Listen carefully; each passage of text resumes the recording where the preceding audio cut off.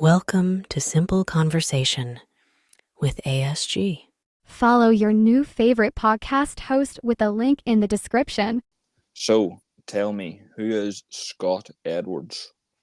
Well, I'm so glad you asked. ASG, it's so exciting to be here. Ladies and gentlemen, it's Scott Edwards.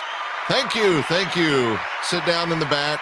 No reason for a standing ovation. I'm just so excited to be here. We have so much to talk about. What's going on with you? What can we talk about? Absolutely anything you want to be honest. You're in quite the realm of comedy, so I don't think there's any holds bars with someone like you. Well, what ASG is referring to is that I'm retired now. Yes, an old guy. But for over 21 years, I had a chain of comedy clubs in the United States, and I've had a chance to work with all kinds of celebrities and stand-up comics, and there's been a world of experience that maybe I could share with the audience. Perfect. So for the audience that probably don't recognize your name, what was the name of the comedy clubs that you had? Trust me, nobody recognizes my name, but it's okay. I was the producer. I'm not famous. I was the club owner, the producer. When I did my TV series, I was the director. I am a master of ceremonies. I do MC all of my shows, and I MC'd my TV and radio shows, but not famous. But my job as a producer and director was to hire really professional people, talented stand-up comics, and put them in a situation where they had the opportunity to entertain audiences. My clubs were called Laughs Unlimited. Yes, we had unlimited laughs. And it was located in Central California. I had two clubs in Sacramento and a club in Stockton, California, which is about an hour south of us. So that is where my experience in stand-up comedy started. And if you're ready for this, ASG, it was back in August of 1980 when I first opened my club, and the opening act, making $100 for a week of work, was Gary Shandling. You may know him from the Larry Sanders Show. He was in several movies. Go to the Googler, check out Gary Shandling. That was my opening act in August of 1980. How did you get someone like that as your opening act? Did you just kind of know him? No, what it was I'm a lifelong entrepreneur. I've started over a dozen companies. Before I started this one, I did my research. I visited a couple. Now, I should tell your audience, when I opened in 1980 ASG, I was the 12th full-time comedy club in the entire United States. It was a really new entertainment format. And what I did is I went down to Southern California, where they had a couple clubs called the Comedy Store and the Improv. And I went and visited, and I talked to the owners, and I talked to the managers, and I got a chance to meet a few professional entertainers. In fact, the very first comic I ever met and became friends with was Dave Coulier. And you may know that name. He was one of the stars, he and Bob Saget, on the TV show Full House. Right. That's weird hearing things like that, because anyone that I've ever listened to that owned a comedy club or owned some kind of entertainment venue, they always said they had their friends on at the start. So for you to have someone who's as big as Gary Shandling is, who you maybe were on good terms with, but maybe just weren't the best of friends, it's a pretty strong starting point. It kind of set yourself up for something pretty big. Yeah, well, what it was basically, ASG, is I have no funny friends. Fair enough. But when I start a business, I kind of go all professional, and I had a really nice room with professional lights and sound, and I made a point of getting introduced to professional entertainers, even though it was a new entertainment format. And Gary Shandling wasn't known at all. I mean, he ended up doing over 100 movies. And as I said, the Gary Shandling Show, the Larry Sanders Show. But I met him through Dave Coulier and Bob Saget, and I met them at the Comedy Store down in LA. So what I did was I would meet one person, and then they'd introduce me or recommend me to somebody else, and then that went to somebody else, and that went to somebody else. In fact, I got a great story for you. back in the day, I was just getting started. I had only been open maybe 6-8 weeks. And one of the first guys to really help me start my comedy club was Bob Saget. You know Bob Saget, right? Of course, of course. So Bob Saget and Dave Coulier from Full House we became quick friends, and they were helping me get my club going. And Bob Saget had a gig at my club. Like I said, I'm only been open maybe 6-8 weeks. And he says, "Hey, I need to bring a friend up who needs to practice on stage." Well, I was still a new club. Bob was already being a great friend. So I said, "Yeah, sure." So he brought this young guy up. And for a week, he worked for free. I wasn't paying him, but he was trying to learn a little bit about stand-up comedy. Bob Saget helped him with the writing and what he would say on stage. And I was teaching him where to look and how to use a mic and stuff like that. And what it was this young guy was on a brand new TV show called Bosom Buddies. And he needed to do a little stand-up comedy. That's right, ladies and gentlemen, Tom Hanks. You may have heard of him. Tom Hanks came to my club to learn how to be a stand-up comic so he could do a bit on his very first TV show, Bosom Buddies. What was it like meeting? I'm guessing he was quite young back then. What was it like meeting a young Tom Hanks? Could you feel he was going to become quite the superstar? I had no freaking clue. No, you have to remember, first off, I was 24, so I was really young myself. I think Bob Saget was maybe a couple years older. He was maybe 4 years away from getting Full House and being famous. So, he was just another comic. And Tom Hanks, even though he was the star of Bosom Buddies wasn't one of those big hit shows that made him a celebrity overnight. Yeah, it was great working with him. He was a nice guy. He was not much older than me, but he wasn't Tom Hanks. He was just a young comic, actually a young actor trying to learn a little bit of comedy for his TV show. And so he was just Tom. You didn't really, what you're asking, ASG, was there's golden glow around him where you could see that stardom was in his future. No, he was just another guy on stage. Was there anyone else like that came through to maybe not perform or maybe not put on a big expedition, but they wanted to come in and learn things maybe when they were starting their career or the career had a plateau? Well, there was a lot of guys that were working my club before they became famous. I just mentioned Dave Coulier and Bob Saget were unknown when they were working and helping me. In fact, Bob Saget helped write and starred in my first 2 TV commercials and never even charged me. He was that good a friend. But there were many people that came through. A young lady out of Boston came out. It was her very first road gig. And to be honest, she absolutely sucked on stage. But I could see that she had something special. And she was the only act I let work multiple weeks at my club while me and other comics helped her develop her persona. And that was Paula Poundstone. And you may remember Paula. She has been in a couple movies, a lot of TV, a lot of late night shows. Paula Poundstone really got her start and developed back in 1981 at my club. But there were several others. You guys may remember a Russian comic, Yakov Smirnoff. Do you remember him? No idea. Yakov Smirnoff was quite famous in the mid and late 80s.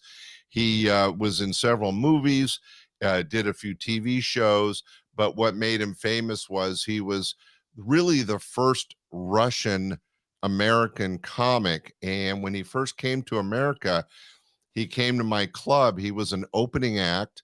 He barely spoke English. He was learning the language by watching TV. And he used to be a stand-up comic on cruise ships in the Black Sea in Russia. And it was really interesting because he would tell us about how in Russia, they do have stand-up comedy, but there's an actual department of comedy that has to approve everything you say on stage, and you can't go off script at all. So if somebody heckles you, you can't respond because they could throw you in jail. So he had a real interest in coming to America and being kind of a free comic. And he was so popular at one point that he was writing material for the then president of the United States, Ronald Reagan. And very, very talented comic and a good friend of mine.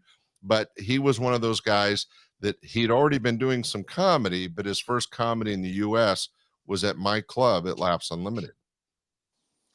That's crazy whenever you go through his kind of backstory and you talk about the things he was doing and the people he was associated with, because you mentioned the Laugh Factory.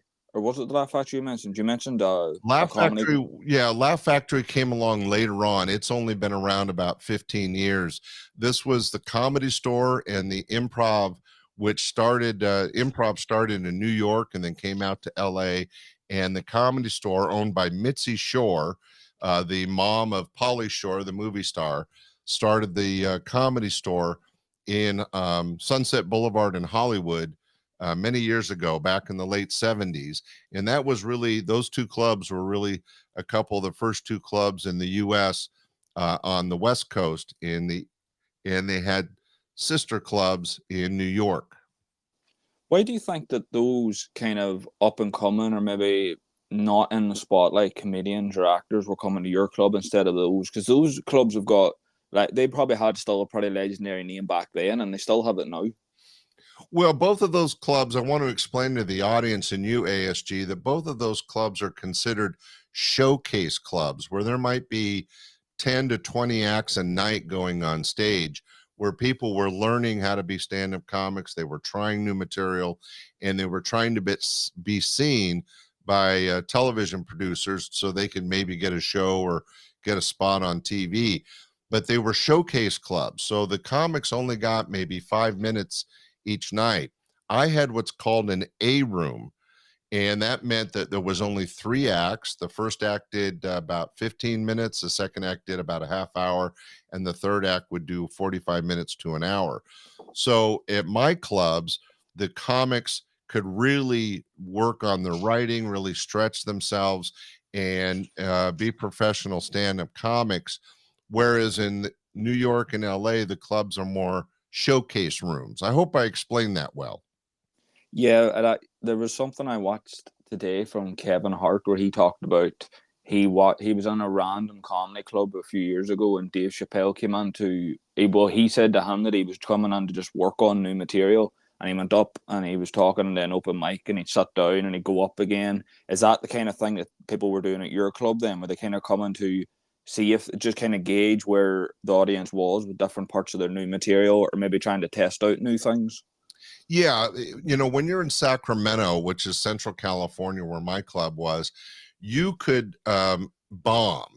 You could try new material that may or may not work, and it wouldn't affect your career. When you're in LA or New York and you're at a showcase club, you can't go up and do a bad dick joke or something, because some producer, somebody that's looking to make a TV star could be in the audience.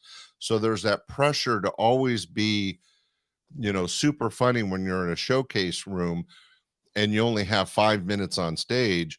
At my club, and what ended up being hundreds of clubs around the country by 1985, you're doing half-hour and 1-hour sets. You have to, get the audience to like you. You engage with the audience, and you try a lot of different material, but you have to fill. I don't know if you've ever been on stage, ASG, but it's difficult to fill 5 minutes, let alone an hour. I once had Jay Leno in concert. He did 90 minutes of material on stage. It was incredible. Yeah, that's a big thing that I know definitely people who maybe are in acting or content creators or presenters, they try and move into comedy because people have said they're funny. They always say that. They always say that the it's not kind of them coming up with jokes. It's not the writing part that's difficult. It's whenever you're on stage and you realize I have a countdown, but it's very, very slow. Like, there's a lot I have to give out here, and they have to be entertained for that amount of time. That scares them a little.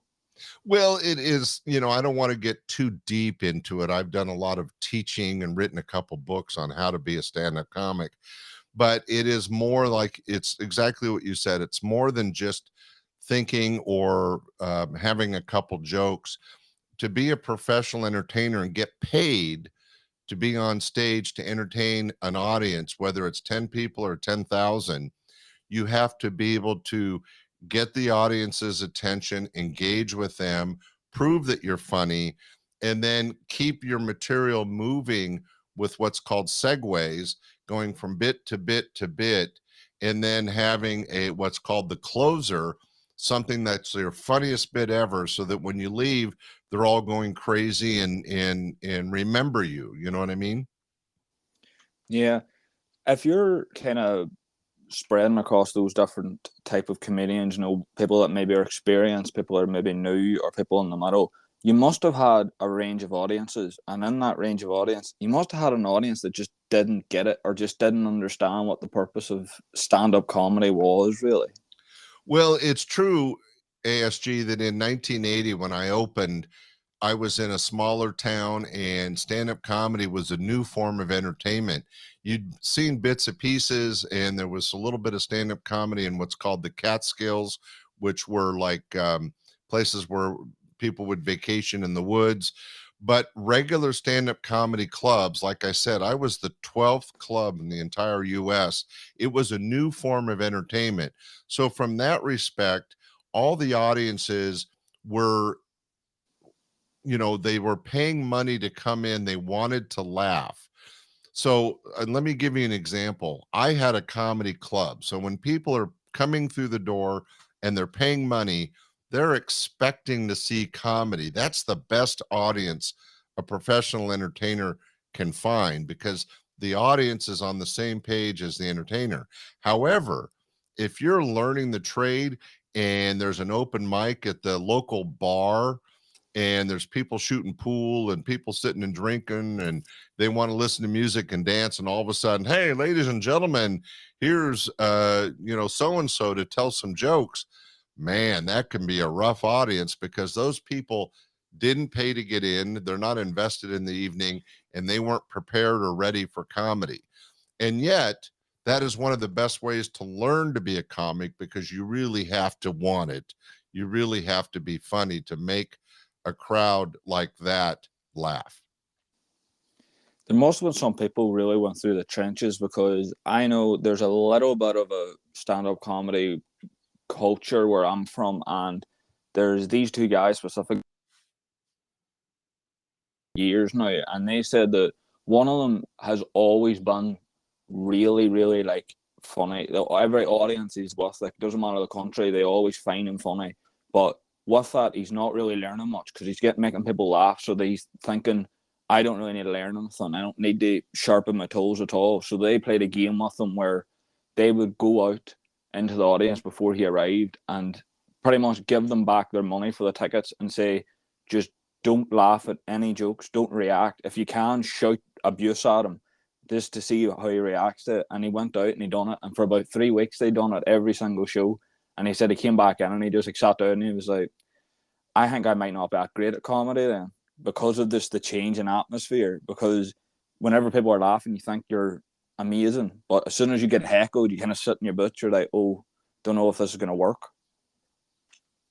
Well, that's a scary test that somebody tried. I'm horrified that some producer would try to make the audience not have a good time, and maybe I'm a sap, but I, as a producer doing, TV shows and live stage shows, my goal, my job was to entertain an audience, whether it was a ventriloquist or a magician or a stand-up comic. I had an obligation to entertain that audience. So I would just be frightened to death if I found out somebody was telling the audience not to respond and not to interact, just to challenge some poor schmuck on stage. But yes, that would be very disheartening for an entertainer, because entertainers, and again, whatever you sing, you dance, you do comedy, you do ventriloquism, hypnotism, whatever you can think of, you need that audience, you need that feedback, that positive reinforcement from the public. That's kind of the illness that all these entertainers have is that once they get a laugh, once they've entertained and they've gotten the love from an audience, it's like a drug. They're addicted. They want more and more and more.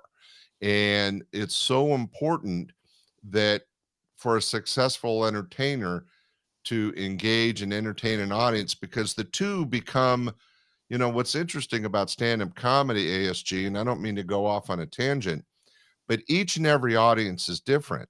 It could be a Wednesday night with 20 people or a Saturday night with 200 people. Every audience has its own personality, is totally different because you have different individuals.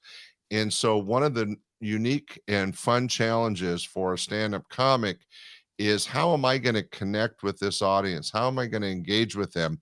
What material do they want? Dirty material? Do they want dick jokes? Do they want family jokes? Do they want marriage jokes? You have to, a professional comic can pivot and stick and move like a fighter to find the right thing to make that audience laugh. Was there any experiences you or any of your acts had with hecklers? It happens all the time.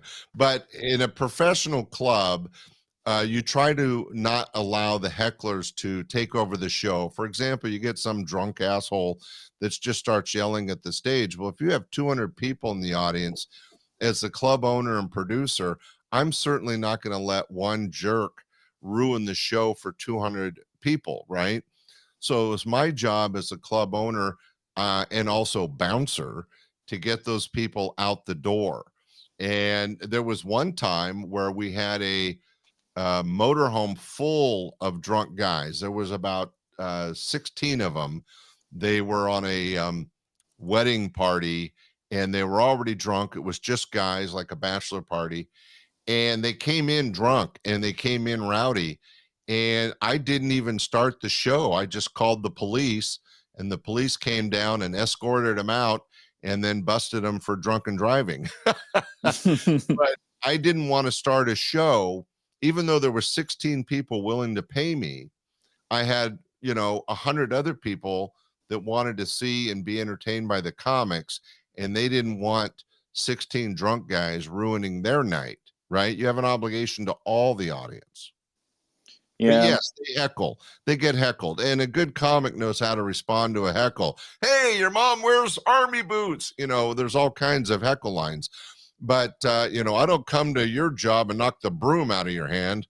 There's different things you can do. And everybody will get a heckle or an interruption. But a professional knows how to deal with it and stick with his material and keep going. That was actually why I asked it. I was sent a YouTube link a few days ago, and I was quite shocked that I got sent it, because someone I don't really know on Twitter, but they sent me a comedian somewhere in England has made a comedy special purely of him reacting to heckles. So it's just every heckle he's ever got in his entire comedy career, and it's just what he said back and the tangents he's went on to. And the reason why I set it up with, has there been heckles at your clubs, was there anybody in particular through those years that just had a way with completely changing the dynamic of someone heckling them and just could change it to the whole room was laughing?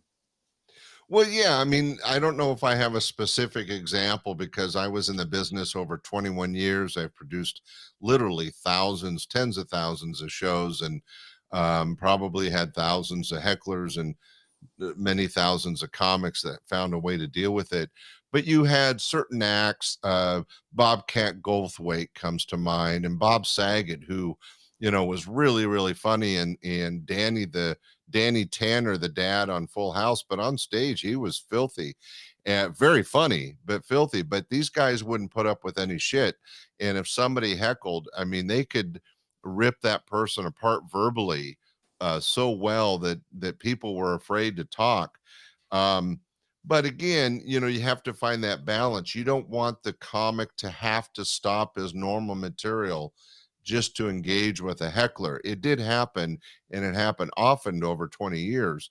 But my job as the club owner was to get those people out of the club as quickly as I could, again, because my responsibility was to the rest of the audience. So I apologize. I don't have any really good heckler stories other than those 16 guys I kicked out before we even started the show.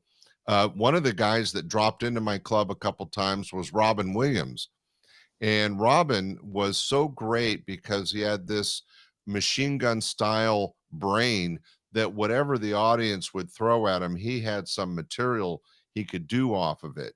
And so, from a professional comic point of view, Robin's a great example of that really quick witted, fast response.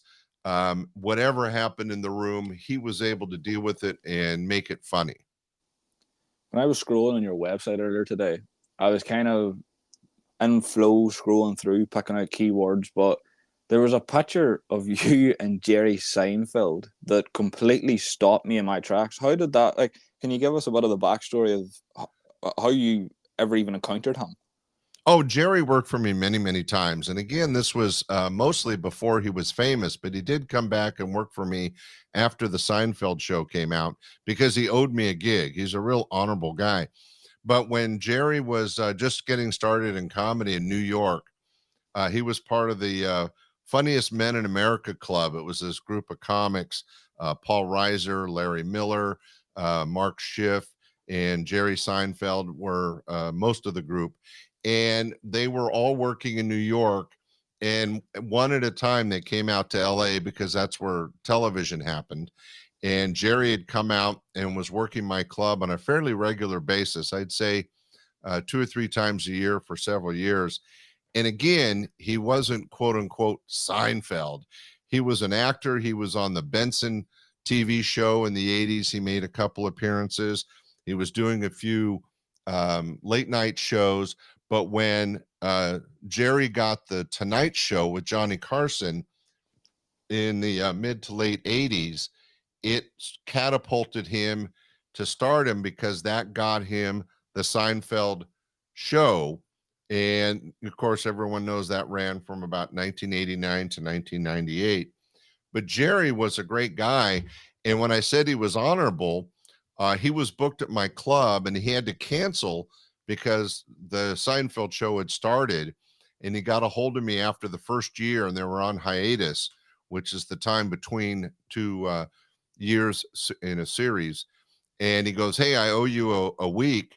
And he came back, now famous, and worked my room for a week. So Jerry's a good guy. I also had him in concert with Yakov Smirnoff, the guy I mentioned earlier, and Dana Carvey, who some people might know from Saturday Night Live and the Mike Myers movies. And Jerry was a really, really still is. I mean, there's a guy that's richer than anybody we know, and he's still out doing comedy. He and Jay Leno love stand-up comedy so much they're out still doing it. But anyway, yeah, Jerry was a great guy and one of the few guys that when he got famous came back and still worked for me.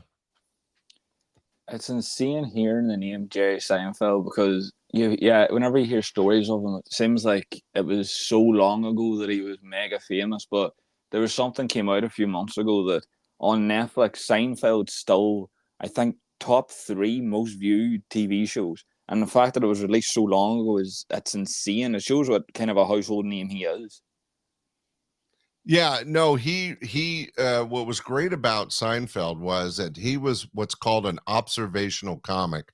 And so he had a great gift of just talking about normal everyday things and making them funny. That's why he was so good as a stand-up comic and so good with the audiences. And so when they gave him the Seinfeld show, he and the writers basically stayed with that format. As you know, it's famous for being the show about nothing. And what it was just Jerry's observation of the world around him and get the right cast and put it into a series.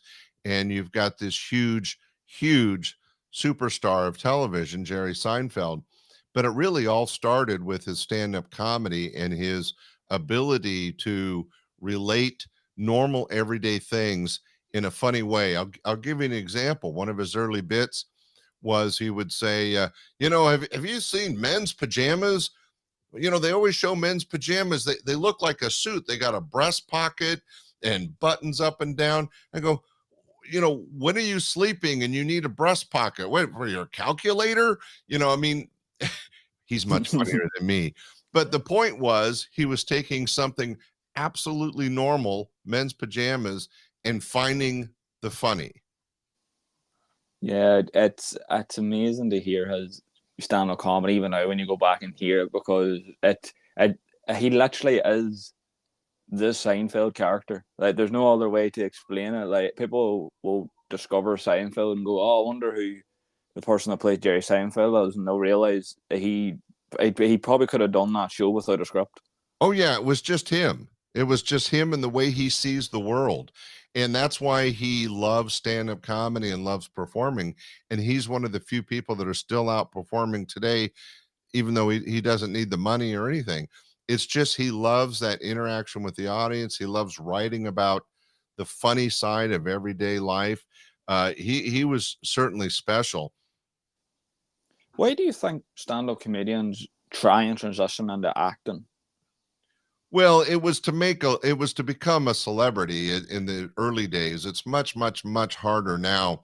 But back in the 80s and 90s, when the Tonight Show with Johnny Carson was on, and Late Night with David Letterman, and some of these shows, you would work the clubs like mine and get your best 30 to 45 minute set. And then you go on TV and you do your best 6 minutes, maybe 4 minutes. And if it was funny enough, somebody would see it and maybe offer you a show. I mean, that's what happened to Seinfeld. Drew Carey got started that way. Gary Shandling got started that way. I could go on and on. That's the way that people got famous and got rich.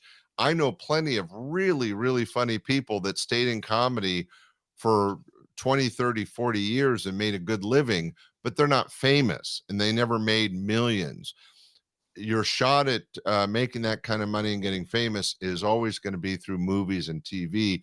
Another example of that, have you heard of Dana Carvey?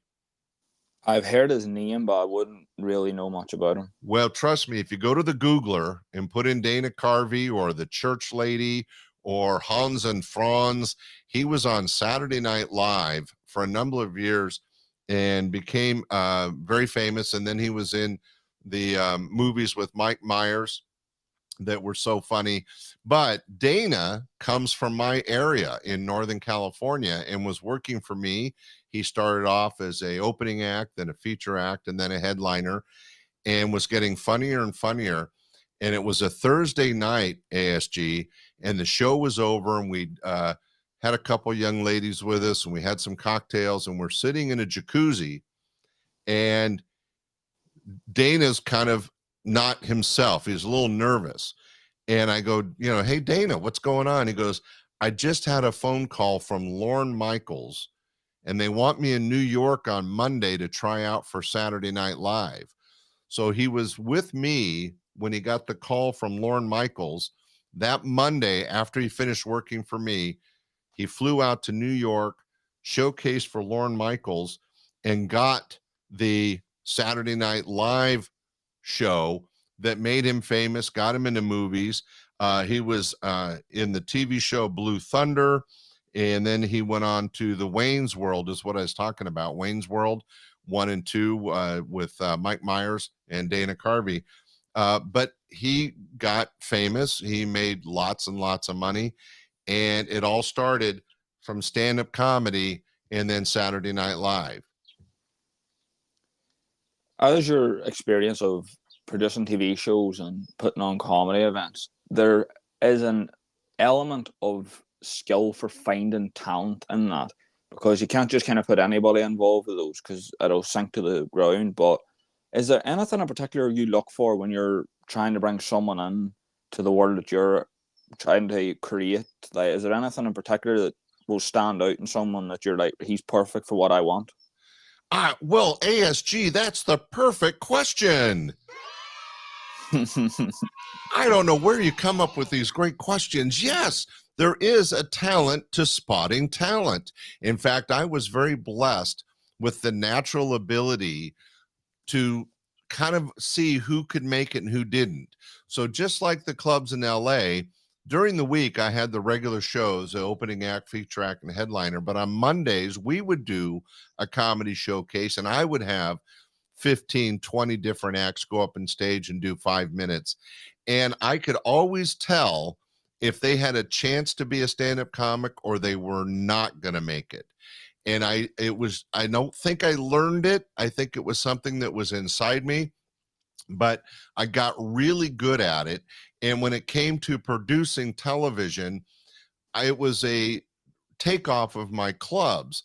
So I was able, by that point, I already knew a lot of really talented stand-up comics. I couldn't hire the famous ones because I couldn't afford them and they were busy with their own shows like Jerry. But Dana Carvey did my TV show, Dave Coulier, Bob Saget. Those guys came back and did my TV show, even though they were already on Full House. They were great friends. But there was always funny people available, but you do have to have that talent to spot the professional comedy entertainer. You know, if you put 10 people up on stage and they each do 5 minutes, you'd be lucky to find one or two that have that natural ability to be a comic. And then after that, it's a lot of hard work because you have to write, and practice. But still, you have to have the right personality and the right persona to even be on stage. ASG, have you been on stage? Never. You have this natural excitement and ability in your voice. You should give it a try. I don't know about that, but the reason I pulled it up was my first ever guest was, he's a guy who he specializes in being a therapist for like business owners and high rep CEOs, people who are really stressful. But he said that he does an open mic stand-up comedy night once a week, and it's not. I asked him why, and he said it's genuinely got nothing to do with work.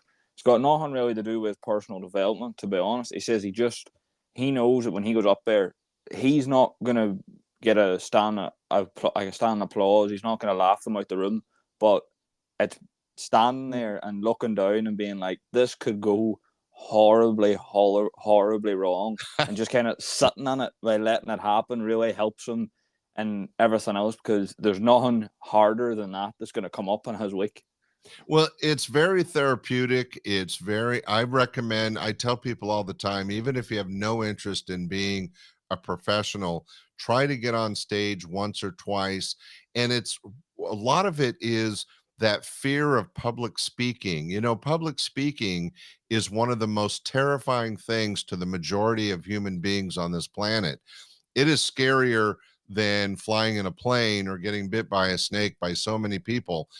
Getting in front of strangers and be able to be a public speaker can be very frightening. But if you take that challenge on and you get on stage, even just once or twice, and you try to communicate with strangers with a microphone, it's going to teach you something about yourself.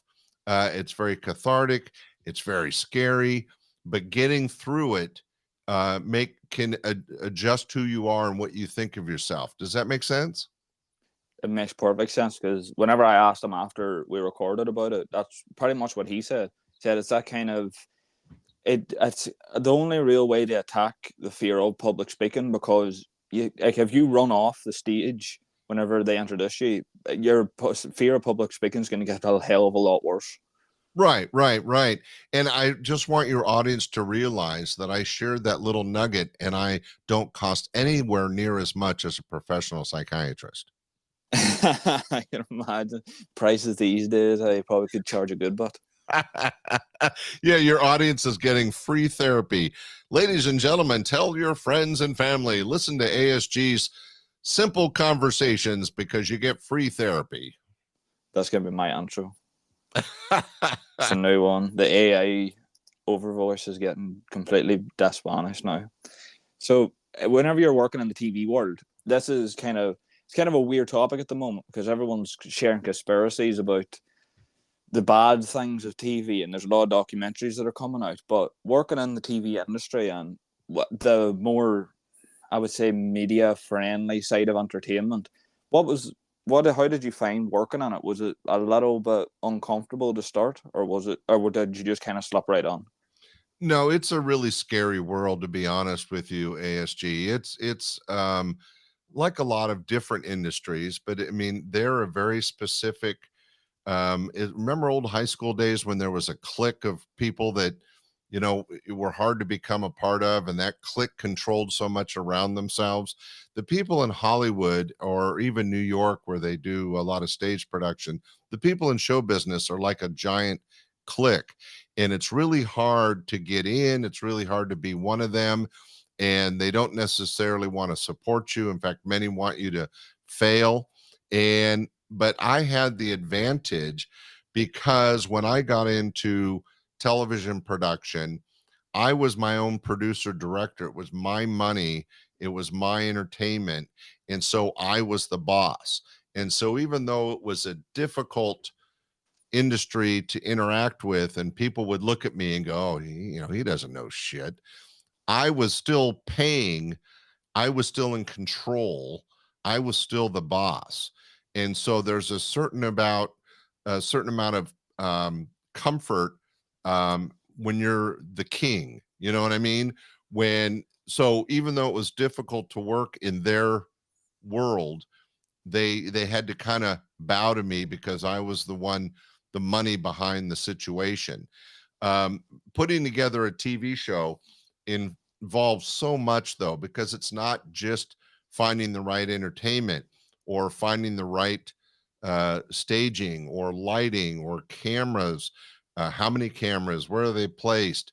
Um, you have to record everything, and then you have to go into editing and make it all look right. Television production is very complicated, but I enjoyed it because I was able to do it my way, and because I was in charge, I was making all those decisions. And if it failed, it failed. I mean, as an entrepreneur, I've had a couple businesses fail. I used to own a submarine, millions of dollars in a submarine, and that business failed. But the experience is still worth it for me. Yeah, I'm glad you touched on the submarine because this was a question I kind of had in my head because you started owning a business really young, at 17, if your website's correct. And along that journey with all your different ventures, you must have had some times where you had to look in the mirror and be like, "What am I doing? Am I just falling down a hole here?" That's putting it mildly, ASG. Anytime you're an entrepreneur, what makes us strange and different and sometimes successful and sometimes failures is our fearless, um, what is it? We'll leap into things and trust ourselves to make them work. The website is not fibbing.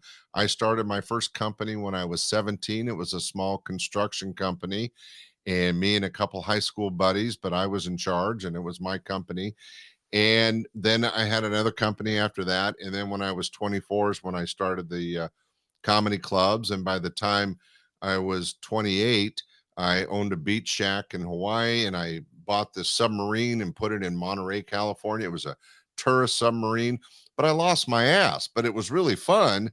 But I thought I could do it, invested in the submarine, put it in a tourist area. It just didn't make it because the water was too cold and we had a problem with algae bloom. And I ended up selling it, and I lost a lot of money, but it was really fun. It was exciting. It was different. And now I can, as an old guy, say, yeah, I owned a submarine, or I had a beach shack in Hawaii where I had semi-naked women laying out on the beach in front of me. I mean, what a horrible life at 28 years old.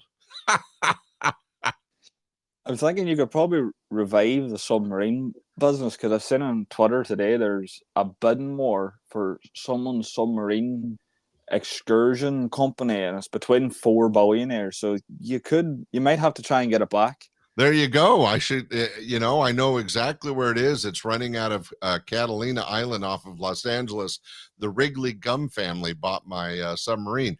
But the point of your question is, how do you do this? And aren't you afraid of failing? And I think that that's what makes entrepreneurs different than normal people. We're a little wacky. We're not fearful of failing. In fact, failures are the stepping stones to success. I've been bankrupt a couple times and I've been filthy rich a couple times. It's just part of the business. It's part of the nature of an entrepreneur to have faith in themselves and see a goal, decide you want to do something, and then go for it, whether you're going to make it or not. So in the case of the comedy clubs, it was very successful. I ended up owning 3 clubs, a couple restaurants, a couple art galleries, and I sold it all and made a lot of money. The construction company, I sold it and got out with a lot of money. But the submarine and the beach shack were really fun, but I lost money on those. So you just have to go with the flow. And what's interesting about it, and thanks for asking, is that it's made the various chapters of my life really exciting and fun. And now that I'm a little bit older and retired, I can look back and go, I didn't waste my time. I went for it, right? That word bankrupt is going to send fear and horror through anyone in today's world under the age of 30, because it seems to be their biggest fear at the moment with the whole judgment of money now. But I went bankrupt twice before I was 30. You could survive it. It's hard, it's painful, it's scary, it's embarrassing, but everything is survivable but death. what's the feeling or the morale like the next morning after declaring bankruptcy? Oh no, I had a lot of sleepless nights, and I'm a big grown testosterone-filled man, but I've had my share of crying and tears. But it going through a bankruptcy or going through the loss of a business, it rips your heart out, because you only start a business because you care about what you're doing. You fully invest in it, so you want it to succeed. It's important to you. And so when that failure happens, whether it's a bankruptcy or just a business closing, or having to sell off even a business, it is difficult and it's heartfelt, because you care. If you're any sort of good human being and entrepreneur, you only go into something because you care about it and want to succeed. So it is difficult and it's challenging. And I understand that, especially to people under 30, it's scary. And I got to tell you, it ruins your credit for a while. And that was the hardest thing for me, is that I was an entrepreneur who'd gone bankrupt. So I couldn't go out and borrow $100,000 to do this or to do that. I had to save the money myself or make the money myself. Nobody was going to lend me money because I had bad credit. Now, what's great is that as life goes on and you get over 30 and you have success in your life, your credit and your financial situation gets better and better and better. And it's kind of funny. My wife and I were laughing about it just the other day. We're both over 60 now, but we have plenty of money in the bank and our credit scores as high as it can be. And what's funny is now we could borrow money anytime we want, but now we don't need to. In other words, when you're young and you need the money, they make it really difficult to get. And when you're older and you don't need the money, everyone wants to throw it at you. Well, flip it to the other side now then. What's the feeling or the morale like the morning you wake up realizing you are quote unquote rich? Well, it was never about the money. When I had extra money, I spent it. When I was doing well in the comedy clubs and I had a lot of money, I went and bought a submarine, had one built, or I bought the beach shack in Hawaii, or I'd open a restaurant, or I'd open an art gallery. I would never sit on a lot of cash, because as an entrepreneur, you always have that next adventure that you are excited about. And so I would throw myself and my knowledge and my money into that next adventure. However, that being said, trust me, it's a lot of fun. I mean, when I wanted to, there was a time where I just, on a whim, I chartered a Learjet, filled it with young ladies, and flew to Las Vegas for a few nights. And then we flew down to Hollywood, and we were on the backstage at the Tonight Show, because Jay Leno used to work for me all the time, and Jay was now the star of the show. So we're backstage at the Tonight Show, went to the Comedy Store, and, spent a week flying around with several women in a Learjet. You can't boohoo that. It was fun. Yeah, the life of like the truly rich is it's so funny to listen to because it almost doesn't sound real. Because I put out on Twitter a few days ago, what's like the most ridiculous money story you've ever like heard or seen, and someone sent a link of Floyd Mayweather ordering a private jet to go somewhere, and I think he was picking up his kids to take them to an event, and he ordered it like an Uber, literally on his phone, sent a text message to the pilot, be here, go here, and come back. And the pilot just said, no problem. And within an hour, he had rang him while he was on the podcast and said, that's everything is left off for you where you wanted it. If you need anything, text me. I'm around all night. Yeah, it's kind of crazy. I mean, on the one side, you're kind of wasting money and you're doing things you don't need to do. But when you work hard and you risk everything every day, which is what an entrepreneur is doing, like I mentioned, lots of failures, lots of downtimes. But when the times are good, it's important to enjoy life. I mean, there was one time, I wouldn't say it was quite as exciting as your story, but I took a couple friends and I chartered a plane, and we flew down to Napa and had lunch and flew back. And, that's expensive for lunch, but it was a way to release. It was a way to celebrate the people I was with. It was a way to treat myself after lots of hard work. And it's important whether you're rich or not. And by the way, I want to make it clear to your audience, I'm not rich. I'm fine. I don't have to worry about my credit or living in a hovel. But all through my life, I was rich and poor. And what's interesting, when you look back, I had fun whether I was rich or poor. Does that make sense? You have to enjoy life the best you can. When I didn't have the money to charter Learjets or charter a plane to go out for lunch, and I was poor, I could still enjoy my life and enjoy my friends and enjoy my successes without, blowing $20,000 or $30,000. You've had some form of experience of working with Ellen, haven't you? With who? Ellen. Oh, Ellen, yeah, she was an opening act at my club, actually a feature act. Ellen came through. She was before the Ellen show. Again, here's somebody that worked her way up in the comedy clubs, developed a very funny act, got seen on the Tonight Show, and then a few months later, she had her own talk show. So sometimes it happened that way. But before all that happened, Ellen came through my club a couple times as a feature act. She wasn't even a headliner. She didn't have an hour of material. She was still growing her act, and she worked for me. And she was somebody, though, that you could see, kind of like Paula Poundstone, that had that ability to connect with an audience. And, you don't know who's going to be famous or not be famous, because it's kind of like the Willy Wonka golden ticket. You never know when or where it's going to happen. But she was definitely very talented. But, one of the great things about owning a club is that you can pick and choose who you work with. If you have any older listeners, they would understand that I was, from my father, I got a chance to bring and work with Soupy Sales, who was famous from the 60s and 70s, Pat Paulson, who was on the Smothers Brothers Comedy Hour and ran for president.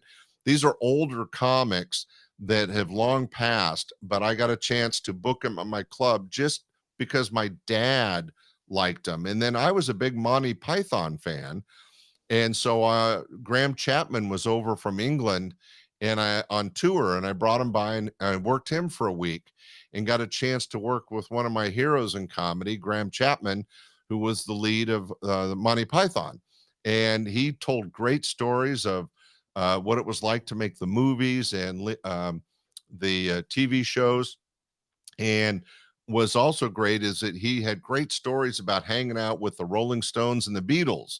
So even though I got a chance to work with some famous people before and after they were famous, here's a guy, Graham Chapman, who's literally hanging out with the Beatles and the Stones. So there's always a higher level, right? It's crazy. You said a name at the beginning of the podcast that it stuck out to me because a few days ago I was listening to an old Joe Rogan, Joey Diaz podcast, and Joey Diaz was telling a story about working with Mitzi Shore, and you mentioned it. So, did you have any experience with her? Because she's quite a legendary name in the comedy scene. Yeah, Mitzi was like me, a club owner. Only she was way, way, way more powerful than me because she owned the Comedy Store. And as I mentioned, the Improv was the other club, and that was owned by Bud Friedman. And Bud Friedman, Mitzi Shore, and I were all club owners. Now, they were in their 30s and 40s, and I was in my 20s. So I wasn't really in their age group, but I got the respect as a peer in the industry as a club owner. And especially when I had a chain of clubs and they each had their one club, I could go and visit their rooms and talk to them peer to peer. And Mitzi was a tough, tough lady. She was a really strong business owner. She had a strong attitude and opinion about stand-up comedy, but she respected who I was and what I was doing, and introduced me to a lot of comics at her club. And I was always offered free entrance into her Comedy Store in Hollywood. Same as Bud Friedman at the Improv Club. These are both showcase rooms. In fact, Bud Friedman more than once set up showcase nights where I would fly down and they would have a whole lineup just for me to see and book. So it was really interesting working with both of them. A funny story, I was at the Comedy Store as the guest of Mitzi Shore, and Gary Shandling was on stage, and I was there with a few women in the booth and one of my partners, and we had seen Gary 100 times on stage. We knew his act backwards and forwards, and I got to tell your audience, it was my bad. I was wrong, but I'd had a couple drinks. Because I'd seen Gary so many times, I was kibitzing with the girls, right? I'm trying to get laid. I'm talking to the girls, me and my partner, and we're talking instead of listening to Gary on stage. And we're in the booth right next to the stage. And all of a sudden, I hear this shh. I was like, what the hell? Shh. And I look around, and the next booth over, leaning out and just giving me a death stare and shushing me, was Joan Rivers. I can imagine that's quite the picture. Yeah, I shut up after that. But, getting shushed by Joan Rivers doesn't happen every day. My God, you should have that framed and put in a wall somewhere. I got shushed by Joan Rivers. That's amazing. Well, I was the bad guy in the story. I shouldn't have been talking during a set, but it was those kinds of things, you just never know what's going to happen. Another fun story, I was mentioning Gary Shandling, who, as I said, if your audience goes to the Googler, you'll see him, you'll know exactly who he is. He's done 100 movies, and the Larry Sanders Show was very successful. But Gary was headlining my club. This is early in 1981, 82, I think. And we were in a small room. It's a Tuesday night. There's only maybe 16 people in the audience. And I would always do a show as long as there were at least 10 people. So this quiet Tuesday night, there's 16 people. And Gary's up on stage as the headliner. And all of a sudden, one of the guys in the audience gets up and goes to the restroom. And Gary stops. And he looks at the audience and he goes, wow, that's too high a percentage of the audience. This isn't going to stand.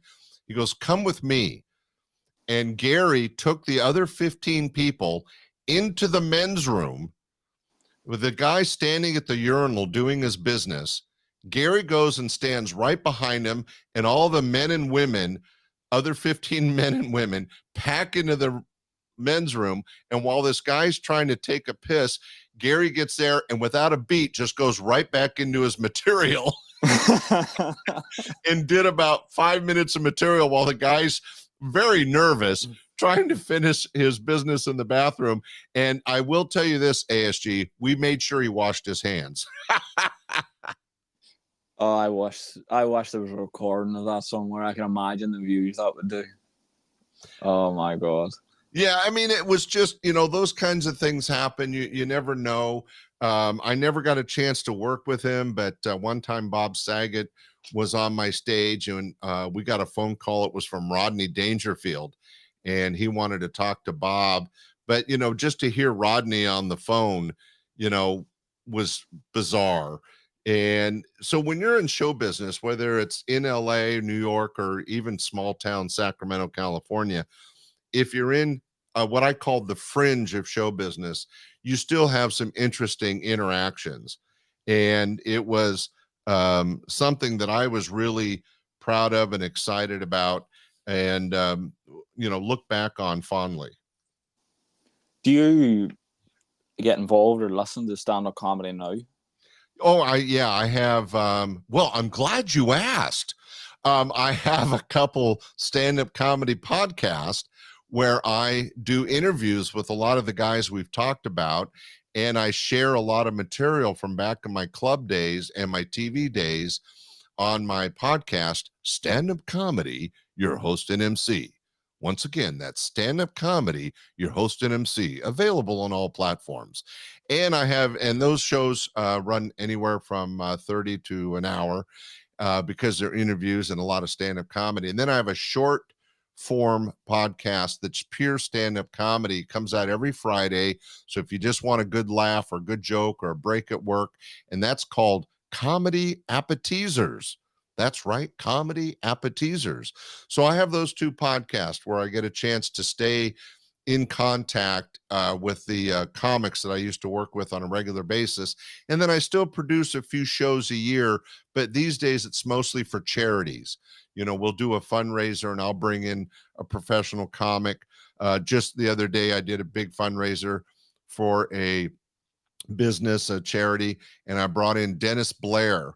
And Dennis Blair is a comic musician who's not famous, but he toured with George Carlin for over 16 years. So, I mean, he's really good and very funny.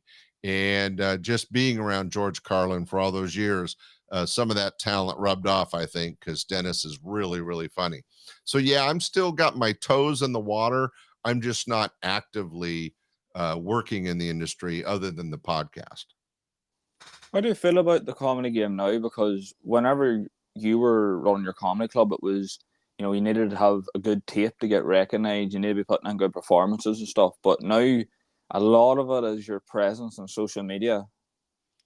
Well, it is a lot different. One of the things that irritates me as a producer is that you'll have these people that are funny for 30 seconds on TikTok or something, and people think that makes them a celebrity. I heard of a company that saw some guy that was funny on TikTok and paid him like $10,000 to come out to one of their corporate shows.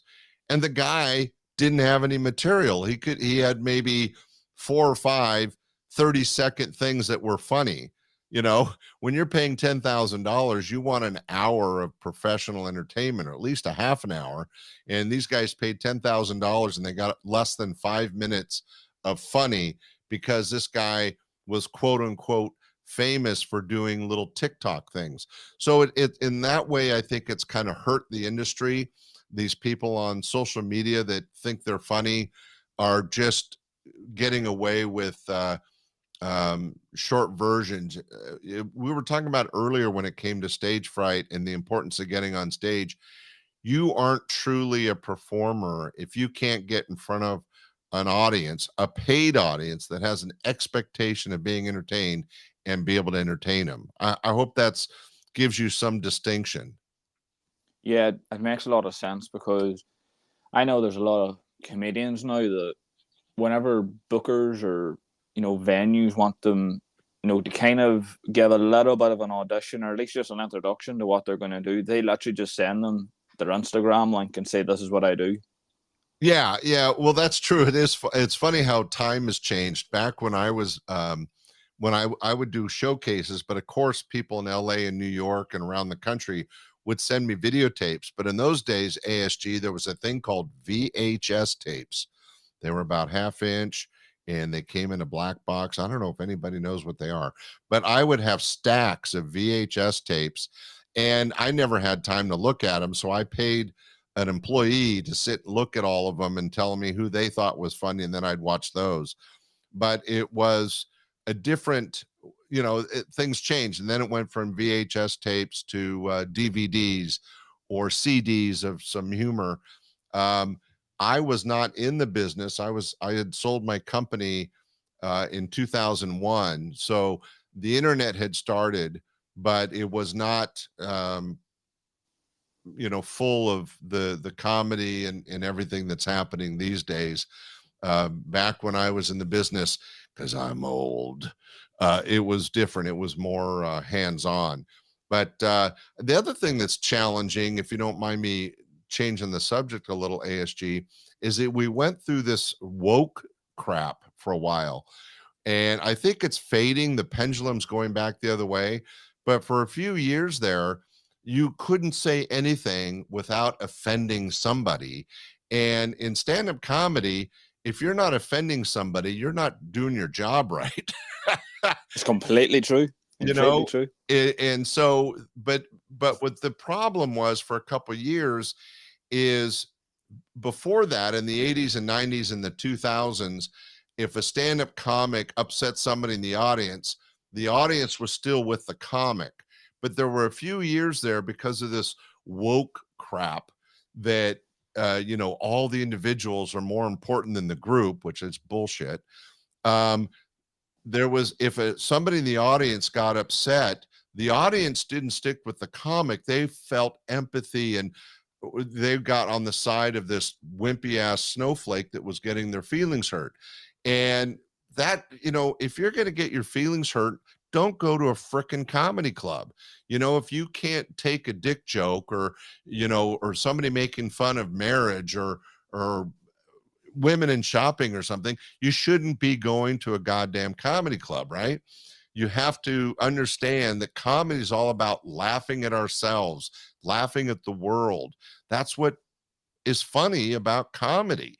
It's making fun of the world around us. And if you're too thin-skinned to manage that, keep your ass at home with your cats, man. Don't go out and upset everybody else. The best example I'm off my soapbox. The best example I can have of that situation, of something similar to what you're talking about, of old school comedy kind of combating against woke culture, was the Tom Brady roast. Because it was like there was no holds barred, and there was comedians that were putting up clips, and they were saying that if you bring some kind of racism or discrimination claims, you're getting blocked. And there was one person in particular, I don't actually think they were part of the roast. I think they were in the audience, but they put a clip up, and within seconds they had thousands of people saying what was wrong with the jokes or what was wrong with the comedy. And he actually got his social medias taken down because he had blocked so many people in the space of an hour. Yeah, that's just crap, though. I mean, that's the bad side of the internet.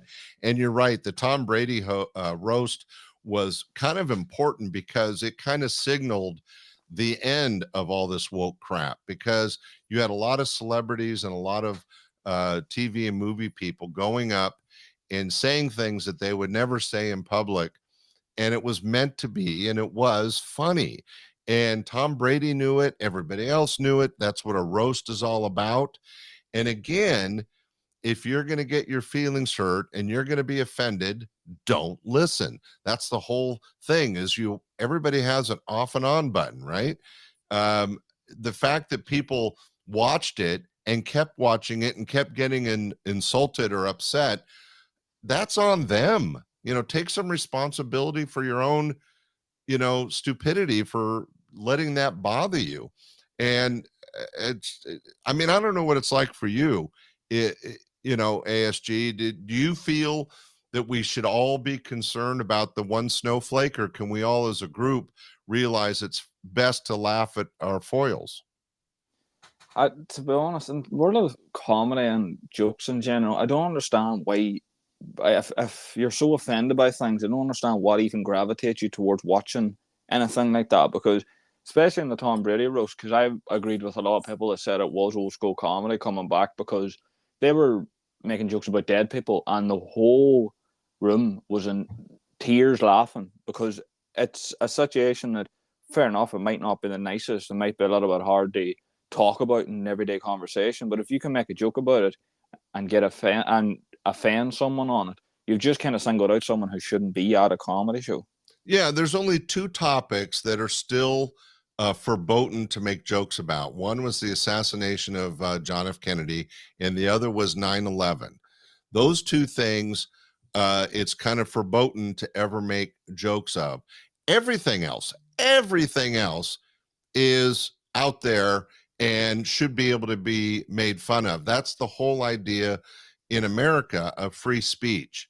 And when the woke people and the snowflakes and the wimpy ass people start complaining, they're saying that their personal feelings about something are more important than everybody else that understands that you have to laugh at diversity, and you have to laugh at conflict, you have to laugh at death and all these other things, because that's how we combat it.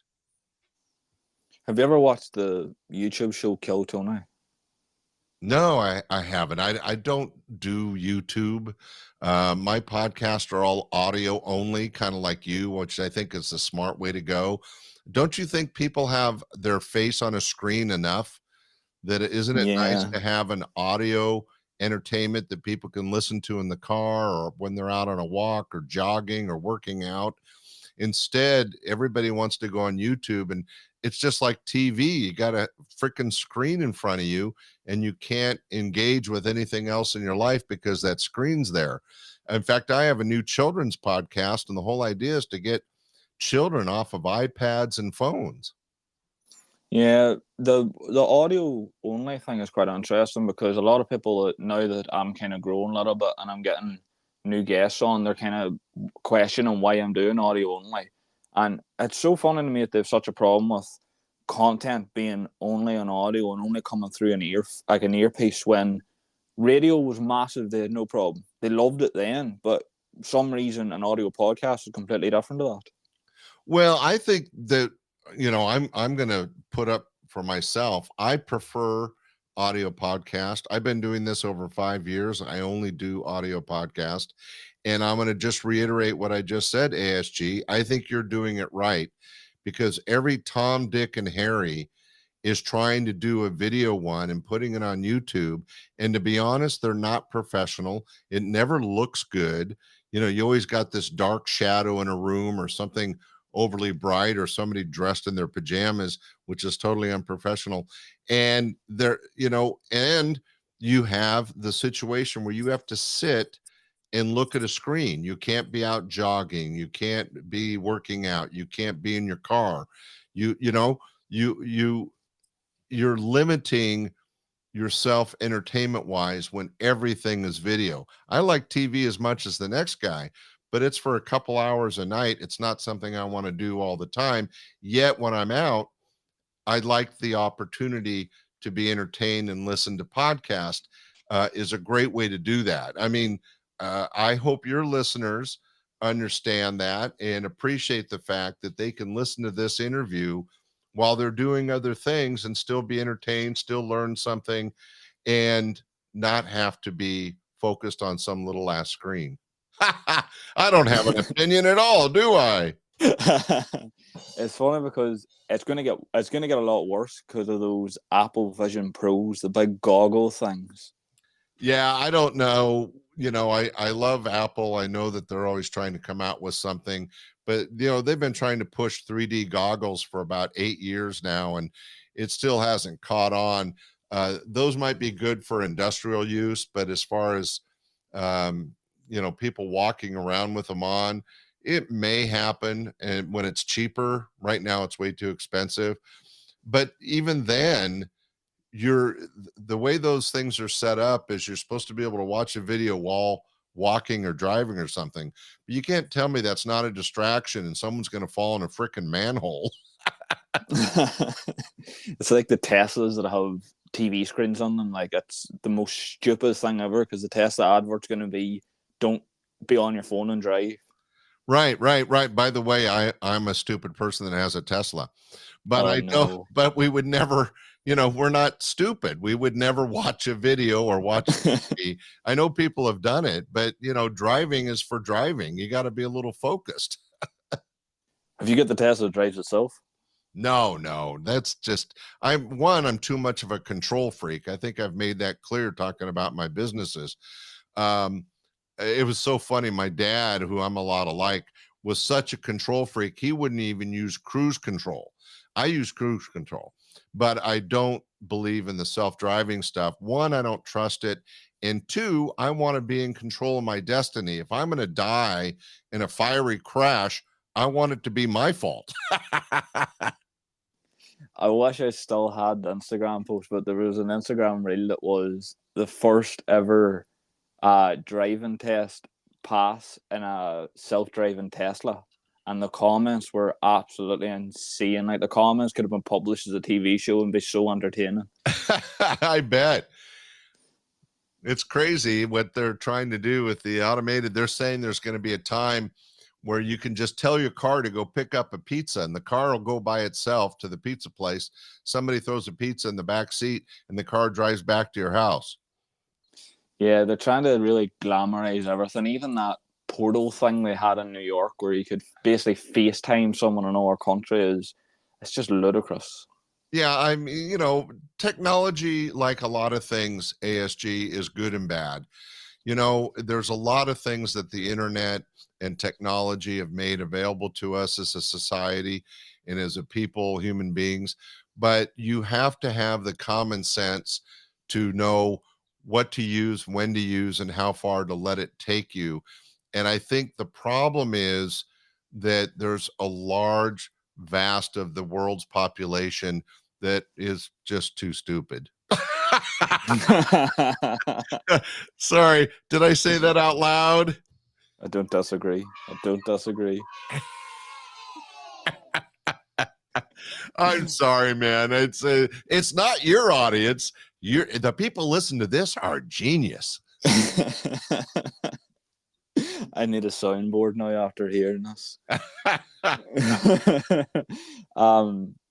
I usually do this at the start, but I got carried away with the conversation because I think the whole club, the comedy club ownership is really interesting to me because you kind of get to see everything. But is there anything that's been annoying you this week?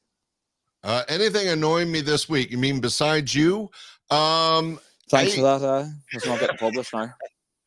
No, this week I think that the hardest thing for me, and again, I was talking about the idea of being an entrepreneur and always being productive and always being in charge and having something to do. Well, I'm recently retired. I just sold a large insurance brokerage, and I've got the money to do other things. I was lucky enough to go safari in Africa in December, and I flew over to London for a little bit.